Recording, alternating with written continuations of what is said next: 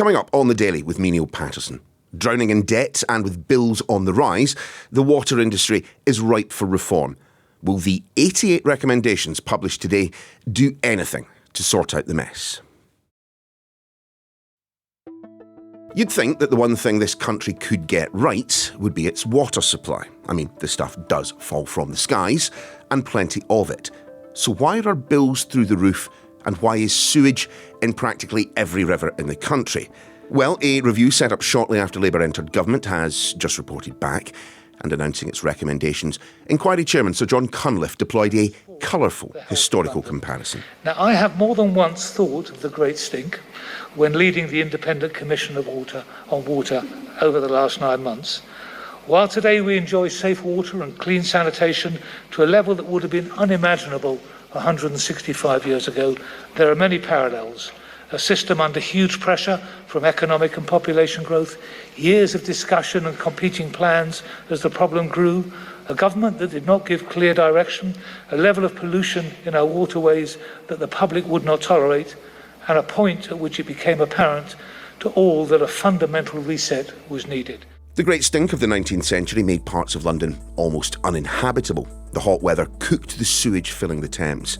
The Great Stink of the 21st century might prove to be the reaction of consumers if this isn't the point at which our water is sorted out. Our business correspondent is Paul Kelso. He was down at the launch of the recommendations earlier today. I mean, Paul, first things first, what is it that is so wrong with our water industry, at least when it comes to England and Wales? The water industry is entirely privately owned, has been for nearly 40 years now, and public anger has grown to a tidal wave levels in recent years as a combination of high returns for shareholders, pay for executives, has gone alongside a rising tide, literally, of sewage in rivers. We have a Victorian sewage system that combines water and sewage. When it rains a lot, when it overflows, some of that sewage goes into our waterways. But for years, the water companies, if they knew about it, they couldn't tell us how much. It was an unknown scandal. Activists have measured it. They've gone out themselves and put monitors. We now know hundreds of thousands of times annually sewage goes into our rivers. The combination of those two things in the last few years, particularly since COVID, certainly if people went mild swimming before COVID, forgive me, they certainly didn't podcast about it. The combination of that public focus, public anger, where the public goes, the politicians follow, has led us to this point where this government has said, enough, we're going to review the system at the very least. Yeah, I'd go so far as to say it's more than that every time these companies have been quizzed as to why bills are going through the roof, every time these companies have been quizzed as to why sewage is going into our rivers, time and time again, they kind of smile, nod, move on. It's as if they haven't been able to deal with these issues, despite the fact they have known about them as much as any of the rest of us. They have known about them. The line from the water industry has been throughout this process. It is again today on publication. Yeah, the system's broken. We know it. Why is it broken? Because we haven't been given the money we need to invest in the infrastructure. What's coming out my bank account every month then? That's your water bill. But to be fair, in real terms, your water bill actually hasn't moved much over the last 20 years. The political focus for more than a decade and Ofwat's, that's the regulator's focus, was on keeping consumer bills down. And they really didn't rise in real terms until quite recently through the cost of living crisis. We never talked about water bills. Now they are going up because there is an acknowledgement that the price of keeping bills down was not investing in the future and sorting out this. I mean, we are not going to replace our Victorian system, but there are things you can do to mitigate, and that is now a public priority. But we have been here before. You and I have literally sat in the studio and talked about this topic. There is nothing in the recommendations that, frankly, I have not heard before. So why are we talking about this as if it's some massive moment, this great stink moment that Sir John Cunliffe was talking about? It is a reset. He's been given as much latitude as possible, bar perhaps the most fundamental thing that many campaigners want, which is nationalisation. The Secretary of State, Steve Reed, ruled that out of the terms of reference. Sir John wasn't allowed to look at that. But within those boundaries, it's pretty radical. You know, getting rid of a regulator is dull stuff, but it's big and it's complicated and expensive. It can take years. And there is a danger. It looks like we've got the sins of the companies, as we might characterise them, on the one hand, and who's paying the price? Well, it's the sheriff. We got the wrong sheriff. We need to change the regulator. You know, the big picture is here, the fundamental structure of a privatised water system. I think the only fully privatised top-to-bottom system in the world is going to remain. OK, so let's start with that which you've just mentioned, getting rid of the regulator, getting rid of Ofwat. And now we will have to wait, 2, 3, 4 years for another regulator to get set up? Possibly a couple of years. Ofwat is the economic regulator of water companies in England and Wales. So the companies don't like Ofwat because it holds them to account. It says it restricts them too tightly on how they can raise money, says they can't get a big enough return. It won't let them invest the billions they want to invest. And that's in part because every billion that a water company invests, it makes a return on. Campaigners hate Ofwat because it says it's not holding them tightly enough to account. So it is loathed on all sides. They can only impose the regulations and rules they're given. And many of the things people have wanted to do, Ofwat simply doesn't have the power to do. But they're being swept away. And what is going to replace them is the economic regulation, which Ofwat did. It will continue to have. That's the bills that the companies can charge us and how much they can invest, but it will also take in the water-facing responsibilities of the Environment Agency, Natural England, and the Drinking Water Inspectorate. And the fact there are 4 regulators there perhaps explains part of the problem, right? OK, so what are they going to do about spiralling bills? Because bills are starting to shoot up in this particular area. Sir John told me today, I asked him that question, he said people should expect them to go up because this investment required is massive. There's 100-odd billion in this cycle alone, plenty more to future-proof us against climate change and population growth and to meet higher standards that we have. And someone's got to pay for it, and it's going to come from customers. And one of the reasons is, as we said, it's a privatised system. What does privatisation need? It needs private capital, investors, and they are not going to put money in unless there's a return. We all have less money in our pockets these days, and for those at the bottom end, things are really difficult. Those sorts of rises in costs, again, I mean, are they affordable? Was there nothing in today that targets those at the bottom end of a society? Sir John has recommended what's called in the jargon a national social tariff.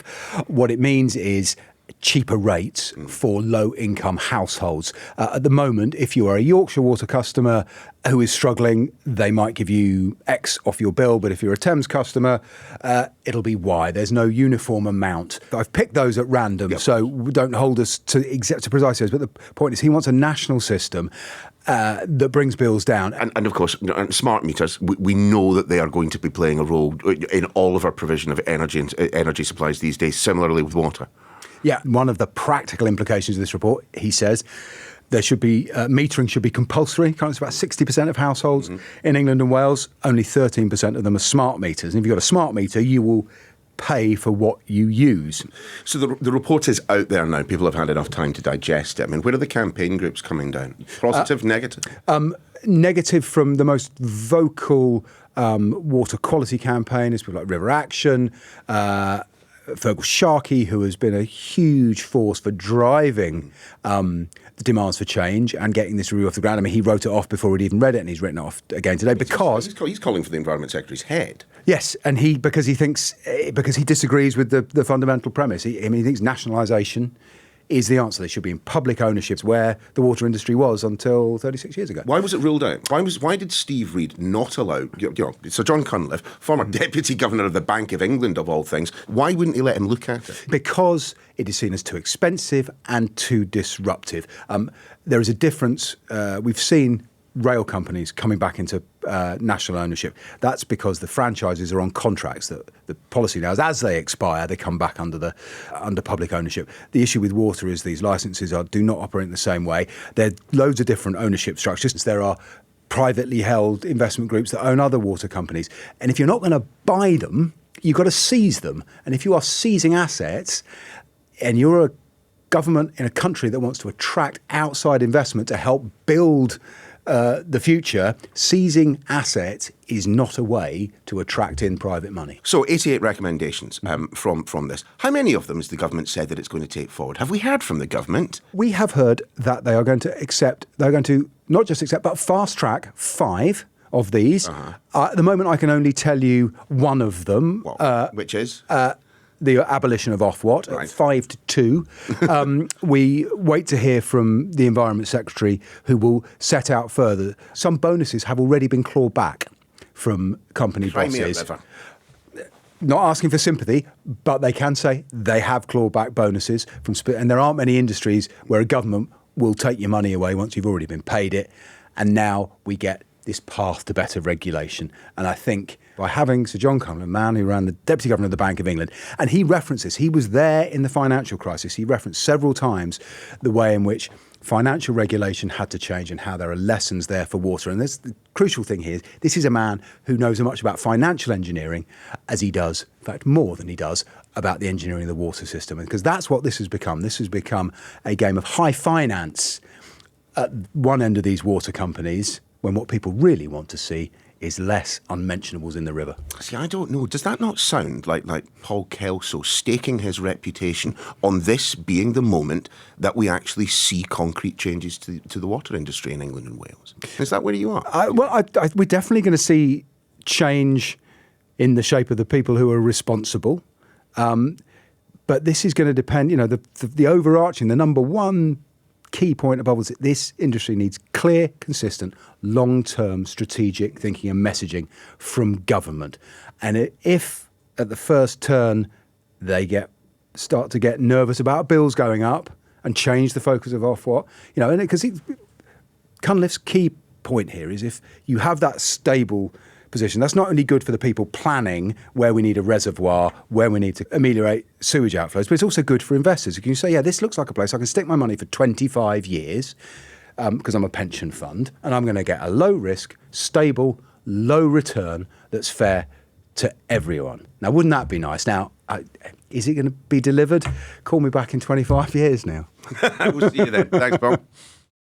Well, let's keep the focus on the consumers and how their lot might, emphasis on might, improve as a result of these recommendations. Mike Keil is Chief Executive of the Consumer Council for Water. Mike, just explain what the council does. I mean, you were involved with this inquiry, weren't you? CCW stands for the Consumer Council for Water, and we are the statutory consumer body for water and sewage services across England and Wales. And what that means in practice is that we deal with the escalated complaints that can't get resolved between water companies and their customers. So when they reach an impasse, people come to us and then we help them get those complaints resolved. We do lots of research to understand what people think about the issues of the day. And that's really vital because that allows us to know where to look in terms of challenging companies and challenging regulators to change their policies to make things better for water consumers. We're on the side of the consumer. We have been engaged in talking to the Water Commission team. We put evidence to the Commission in their call for evidence, and we've had discussions ongoing with the team that are doing the work at the Water Commission. So that's been our involvement in Sir John Cunliffe's report. Okay, Mike. So in the view of the CCW then, how much of a step forward is what we've heard today? Well, today, what you saw was an absolute mountain of recommendations. I mean, that's 465 pages of recommendations. And it is clear that there are big problems in the water sector and they need a lot of solutions. And lots have been put forward. So there's a lot of reform, particularly to the regulators. You see there's a more local approach being taken with basically the reintroduction of regional water authorities that existed prior to privatisation. There are also some interesting recommendations about giving the new regulator powers to look at companies' finances beyond the regulated business. So this is where companies have holding companies and it all gets a bit murky about how those finances work. And I found that very interesting because that's one of the factors that really irritates customers, this kind of murkiness around company finances. There are a bunch of stuff that we'd put forward that we've actually seen coming through in the review. There's a recommendation to take forward the single social tariff. So that is a single low bill arrangement for people who are struggling with affordability issues.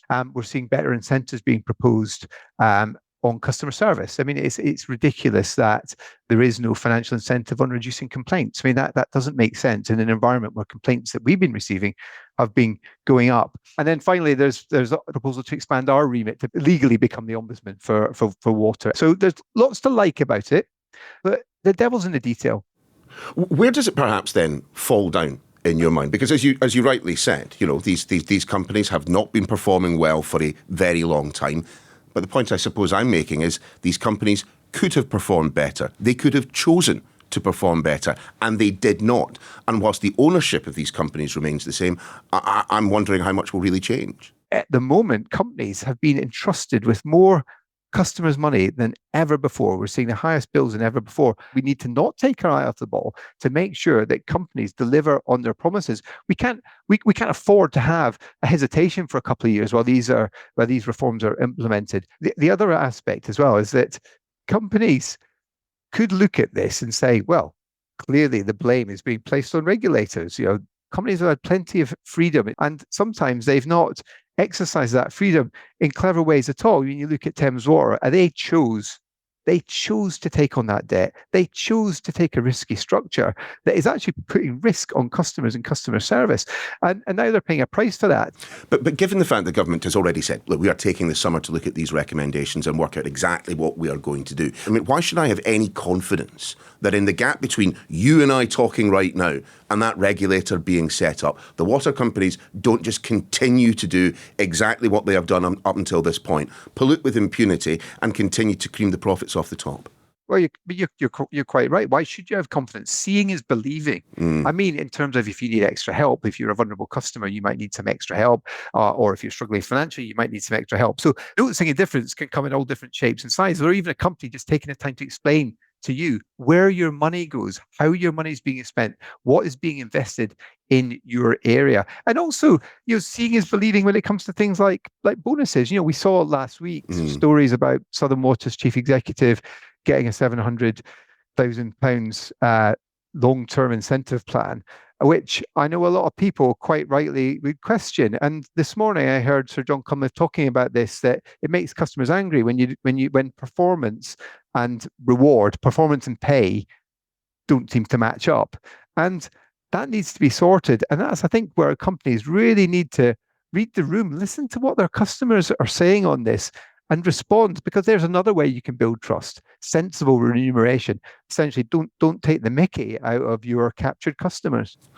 Was it wrong for the Environment Secretary, Steve Reid, to rule out nationalisation as a topic, as an outcome, as a possibility for this inquiry to look into? But when it comes to renationalisation, you do look at the kind of across the four nations of the UK, and you see that they all have challenges. They all have significant challenges. Yet you've got different models. Northern Ireland is publicly owned, and same in Scotland. But you don't see significantly better performance there. So I do think we've got to be careful that we don't just jump to saying, well, renationalisation is some kind of silver bullet, because it clearly it's not. So is this it, Mike? Is this the point? Are we going to be reflecting 5 years from now, looking back on our conversation and said that was the day that the UK's water industry, or the water industry, I should say, in England and Wales, finally got sorted out? On behalf of consumers, I really hope that it is. People are fed up. They're fed up with poor environmental performance from water companies. They're fed up with service failures. They're fed up with rising bills. They're fed up with hearing negative stories. So things have to change. And let's hope that this is the start of that turning point. And I really want this to work, because people do deserve better from the water and sewage companies. But this isn't going to happen instantly. It's going to take not just regulatory change, it's going to take companies changing their culture and conduct and delivering on their promises. All those things have to happen together. But let's hope this starts right now. Thanks, Mike. And for more on this story, just head straight to the app or the website skynews.com. The Daily's back tomorrow.